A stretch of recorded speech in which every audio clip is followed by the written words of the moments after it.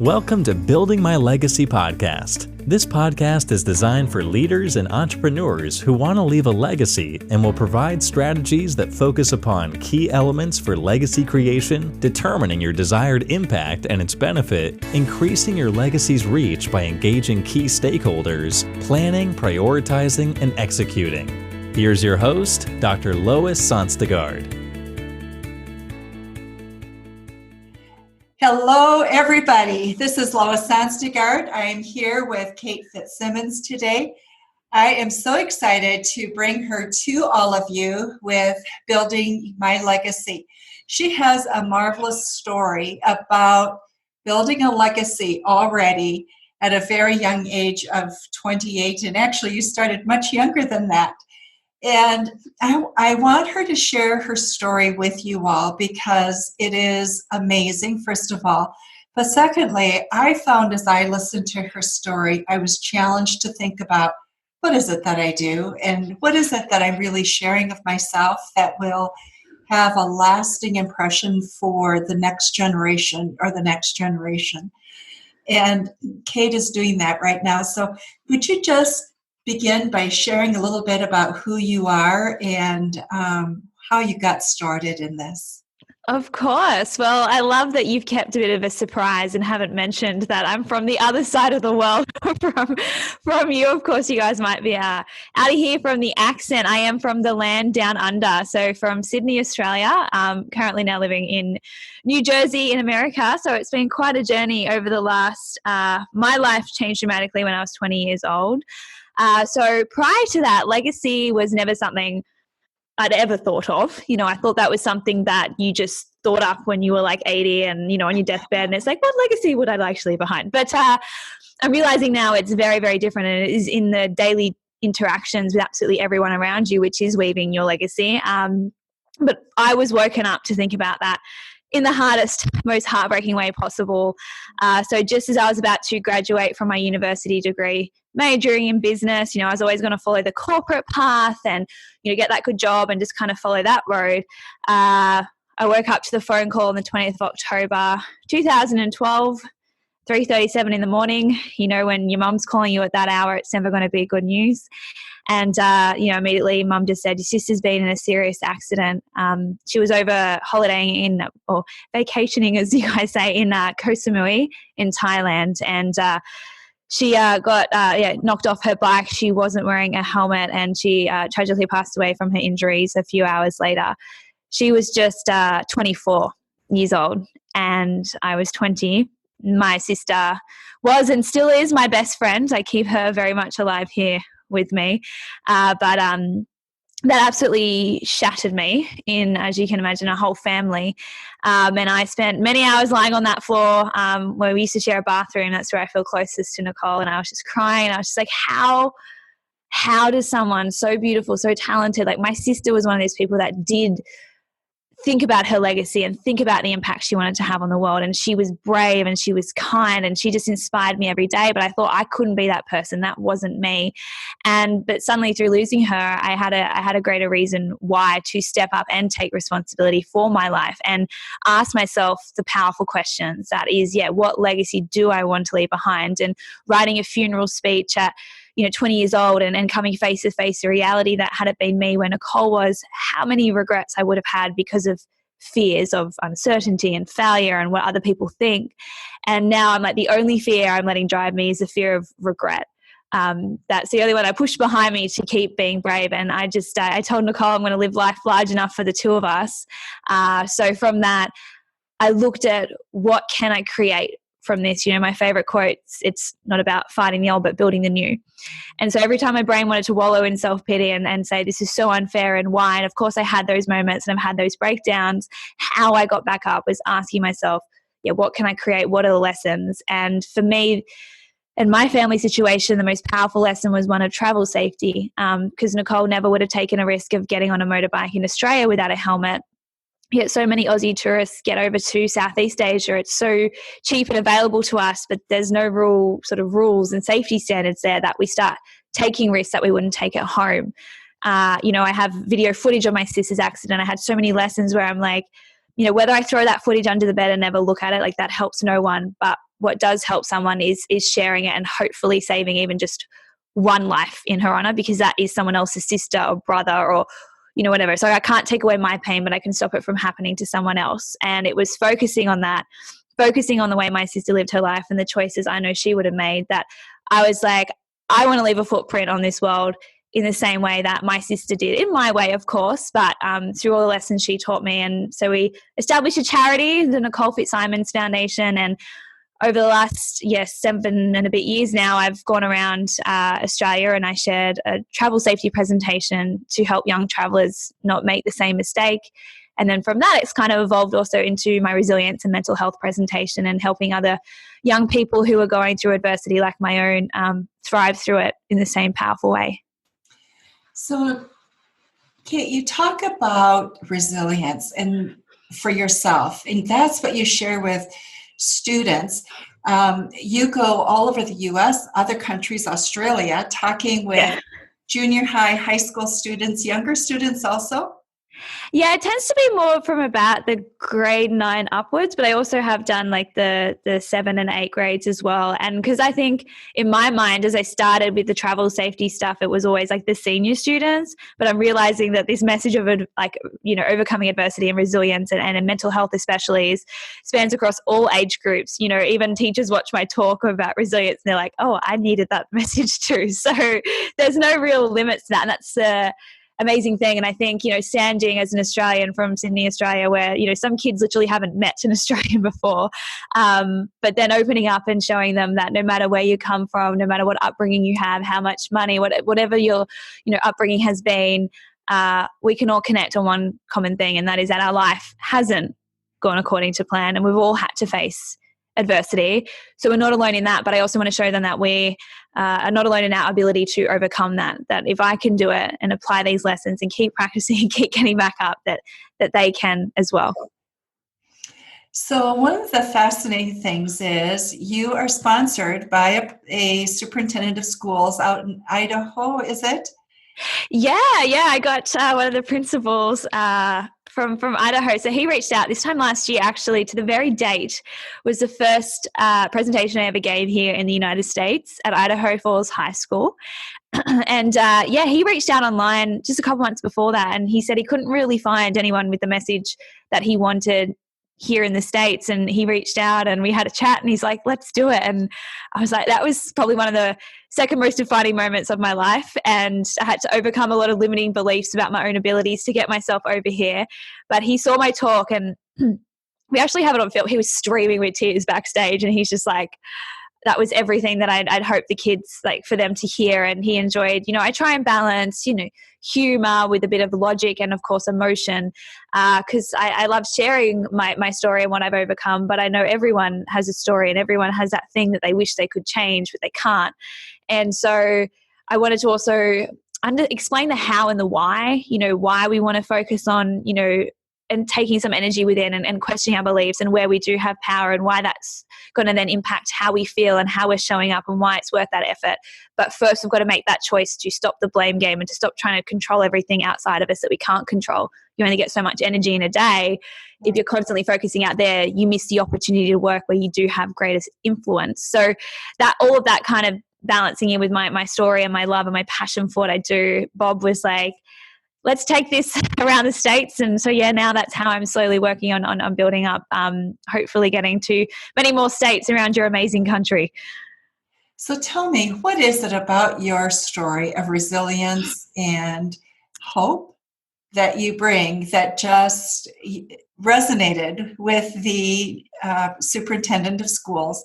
And that I've read the reviews that students have given of you and their testimonials talking about they didn't expect that you would have an impact and you changed their life. So that's what funny. is it about what you share, do you think?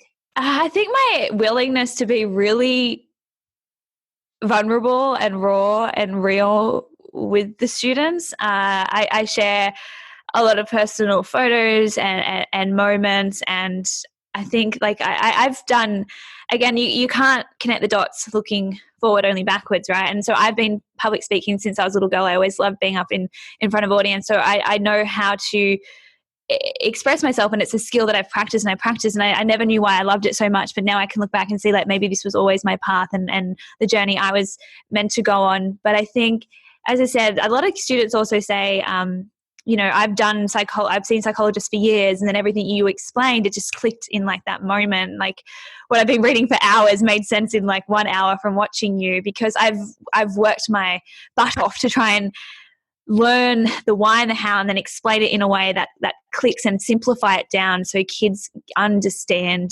themselves. I think self-awareness is one of the most powerful things that you can give a human being to understand themselves better, because you can't change what you don't understand. But if you can just self-reflect a little more and become more mindful and self-aware, then that's when you have that power to begin to change things for the better. And so I think my vulnerability mixed with my, like I said, my logic and my willingness to explain more about what's actually going on in our brains and why we just want to jump to the negatives, and confirmation bias about you only see what you believe. If you don't believe it's there, you won't even see it. It's like when mum tells you your shirt's in the closet and you're like, Mum, my shirt isn't there, and then she comes and she finds it and you're like, how did I not see that? It's just those little things that the kids go, oh, okay, I kind of get it. So if I'm telling myself my life is just so messed up, I'm only going to focus on how my friend didn't save a seat for me, or, that exam mark, or grade that it didn't go as high as I wanted, and not notice how someone held the door open for me or invited me out on the weekend. It's just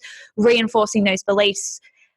But they think there's something wrong with their brain. And if I can show them, no, that's actually a healthy human brain, and here's how we can leverage that power, and once we become aware of it.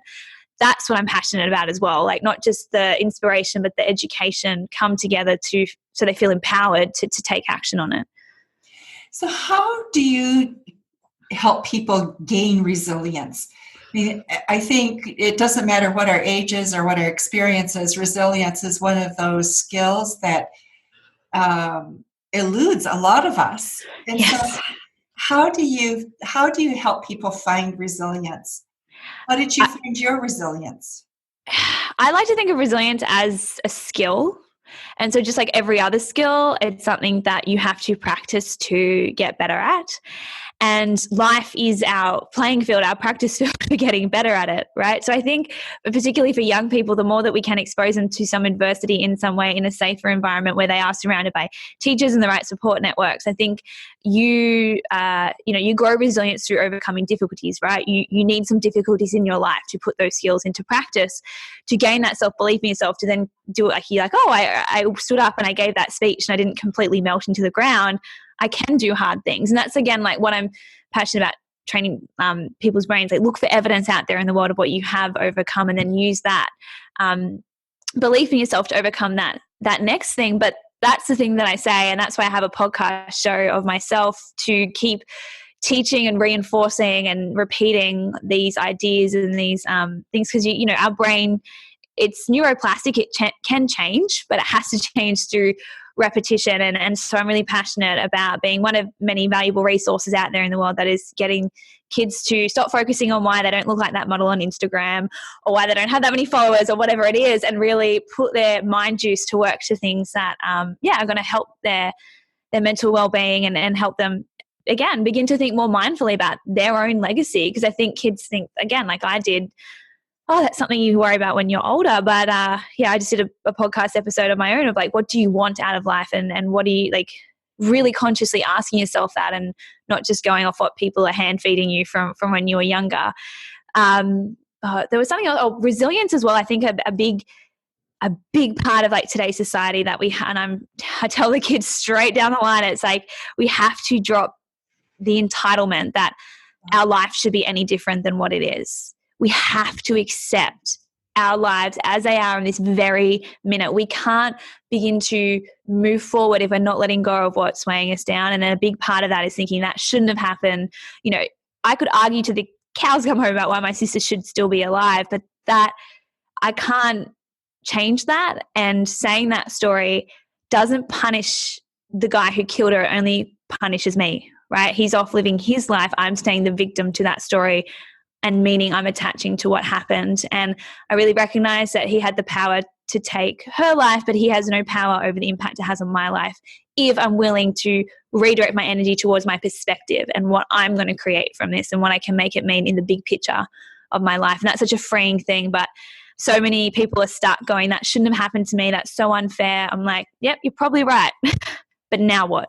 Now what are you going to make that mean? So do you have some exercises that you go through that helps you in that process, or how do you stay rooted? Yeah, so I teach the kids throughout my presentation.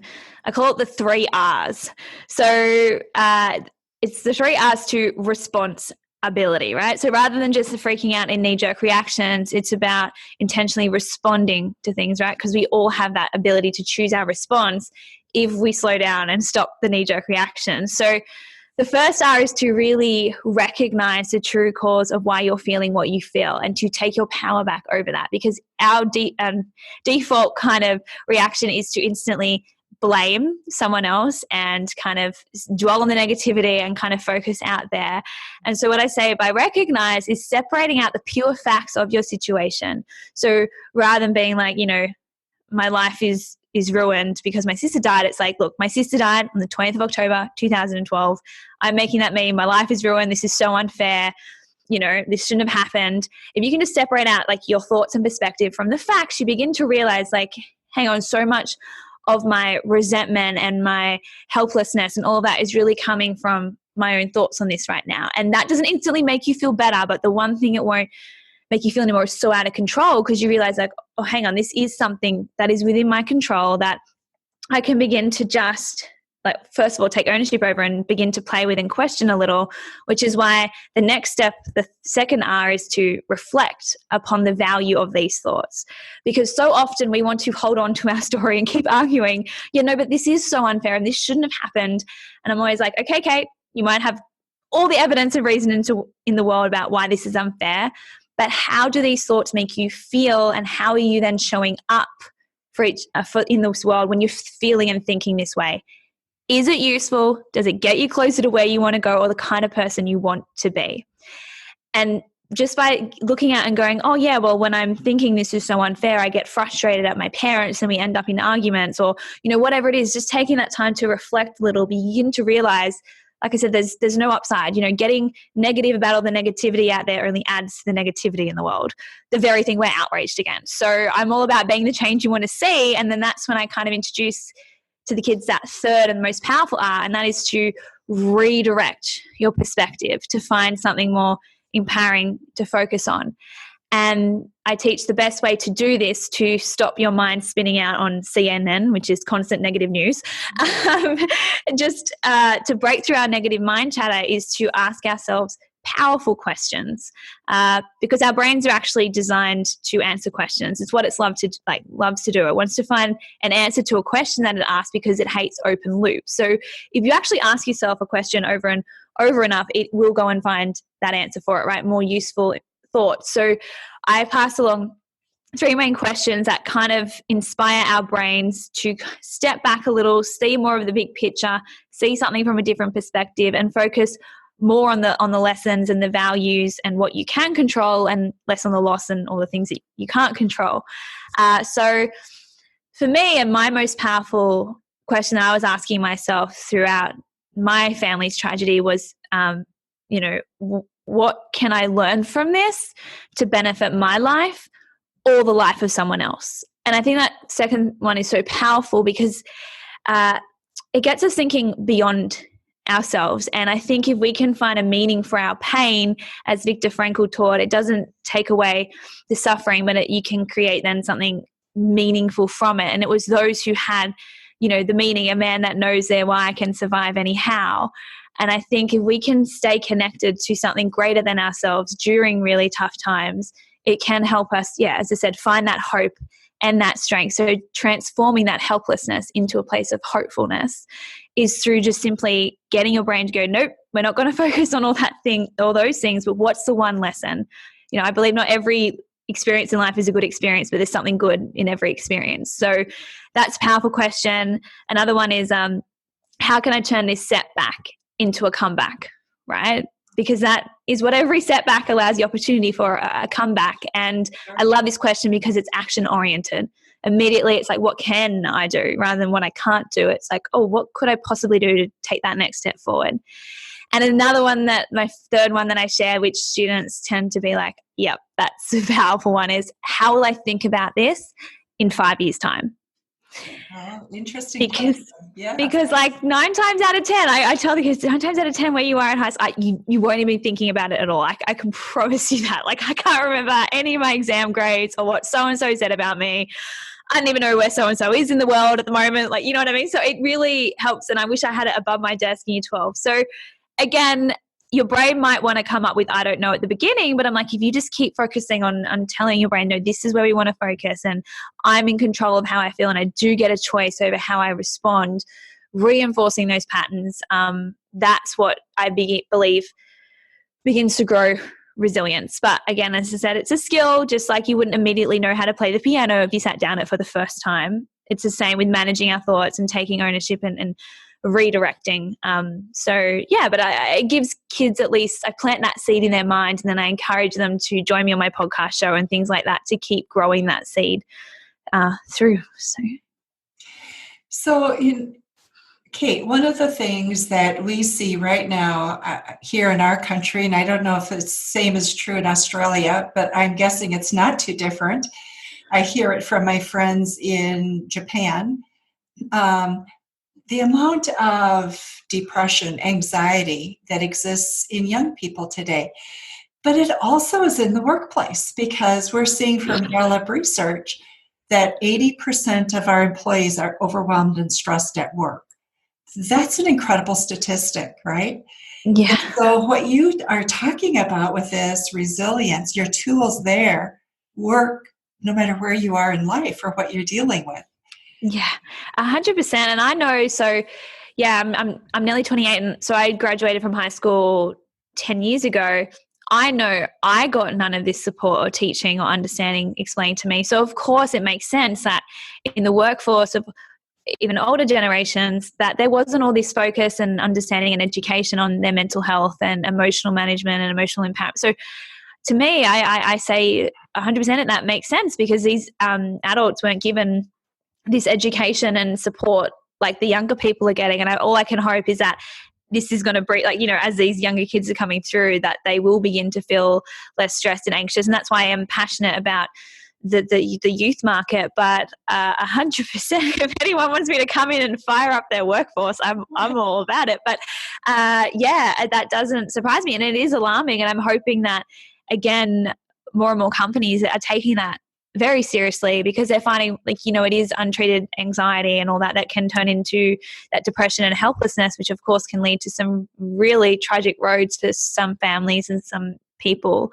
And I hope that it's something that continues to be integrated throughout, and people resonate with different things. You know, for every kid that thinks my talk was amazing, there's going to be some that it's not their thing. But all I can hope is that, you know, they stay open and they find that person that they connect with in different ways, because it's so important. And I think one of the best parts is when kids are like, you help me feel less alone and know that I can get through this. I think that's what anyone needs, just that reason to hold on.